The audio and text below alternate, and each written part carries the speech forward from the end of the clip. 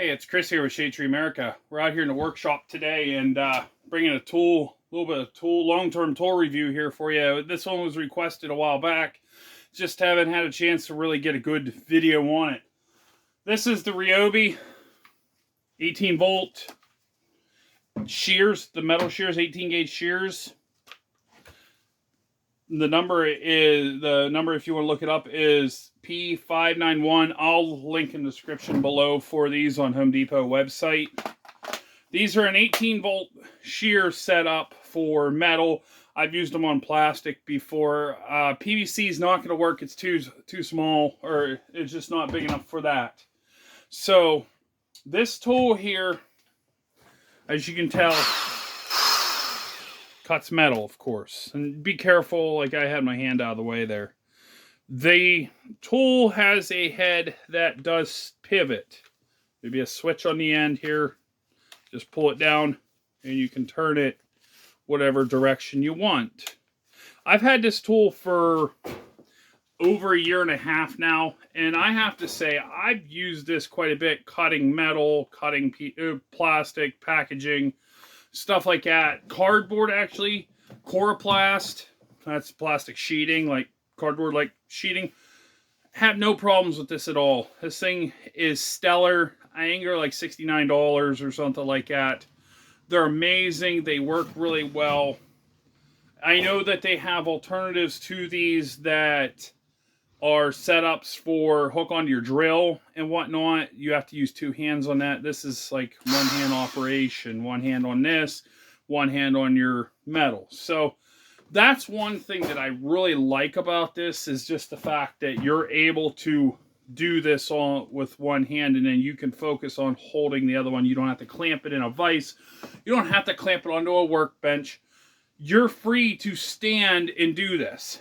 And now, another advantage of that is the clean cuts. This thing has really solid clean cuts, because like a tin snips, you have to squeeze. If you cut them in the wrong, or too much, then you have that little burr on it and it looks like crap. This thing is solid. It goes through. It works wonders. Now, I'm not sponsored by these guys by far. I bought this on my own money over a year and a half ago. This is something that I bought before I even started posting on the channel. It's just something that I really like. Like I said, I've used this quite a bit. I have the 18-volt 4-amp-hour battery on it, the regular lithium battery. It lasts a long time cutting. In fact, you could possibly get away with using a smaller battery, like a 1.5-amp-hour, 2-amp-hour on this, and you'd have no problem. It's not a lithium plus or a HP plus. This is just a regular setup, and it's lightweight. It only weighs a couple pounds, and it feels really balanced. Most of your weight's going to be, of course, out towards the front here, but it feels really balanced to me. It's got close to like a pistol grip, something like how the recip saw is. So it's something that is easy to handle. Plus, on top of that, when you put the battery, this thing is like perfect. I mean, yeah, it gets a little extra weight on it and stuff, but it's good. Has a clip you can put on there. I put that on there myself, or came with it. I would like the clip because if I am working, I can just put it down there. So these are replaceable. These, not, the cutter ends, if they go dull.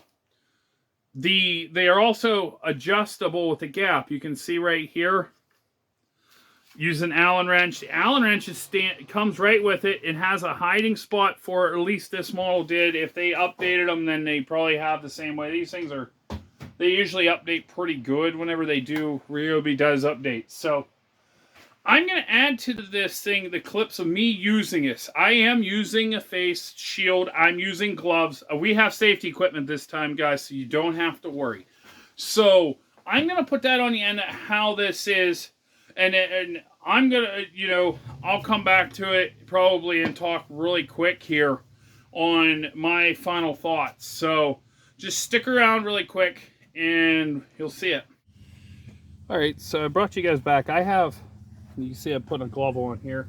I have some hearing and eye protection as well. I'm using a face shield.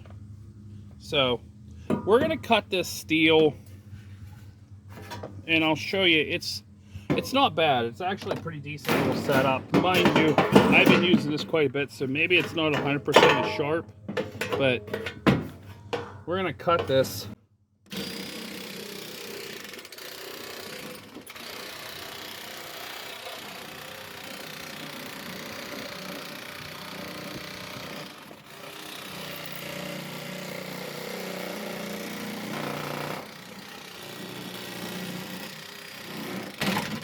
Now, one thing you've probably seen me go side to side.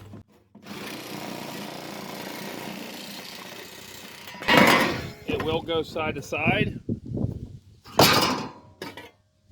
It'll go in a straight line. Going up these bends, it's kind of difficult, which anything will. Something like that, I would be more wanting to use like a grinder or a recip saw. You see, that was pretty simple. Something like that. So, this is the cut we started before.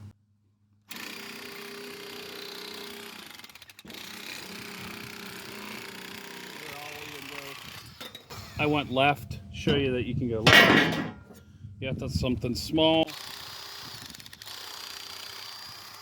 You can go right. So, I'll get serious here. I'm gonna do one more cut across here. We'll show you.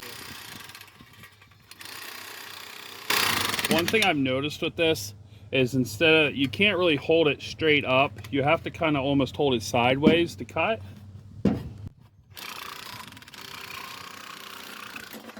See, it just goes smooth as butter. That's caught on that edge.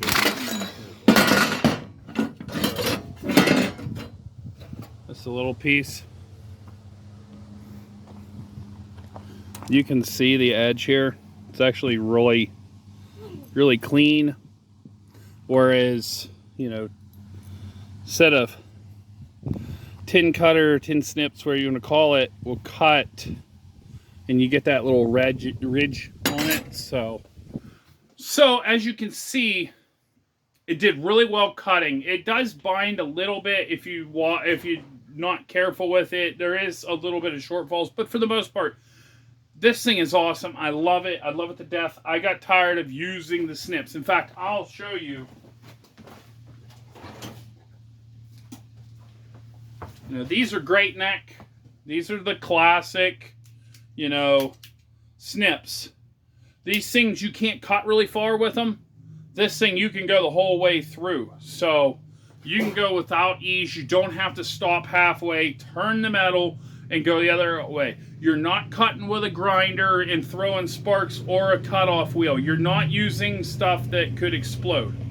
So that's another very good pro. You're not throwing sparks or anything. And another thing is like air shears and stuff, which I was looking into those years back. Air shears have that centerpiece that comes straight out whenever you run the shears on it. Well, first you have to have air. I don't always have air where I'm at. In fact, right now I'm not able to have air. But second is you have that curly cue that's always waste. You don't have waste with something like this. So if you guys are interested in something like this, you know, check it out. I'll put the link down in the bottom, like I said. If you guys ever see any of my other videos and you want to review on something like that and talk about that, feel free to put a comment down below. I know feel like I'm kind of falling back here on some stuff. I have some other videos backlogged as well. And we're coming up fall time, winter time, that we're going to have some other projects going as well. I might put some videos out that are that were filmed over the summer as well. So don't be surprised to see something that's in the middle of summer. So, all right, I'll catch you guys on the next one. Like I said, link in the description below. Check that out if you're interested. I'll catch you guys on the next one. Stay safe out there, and God bless.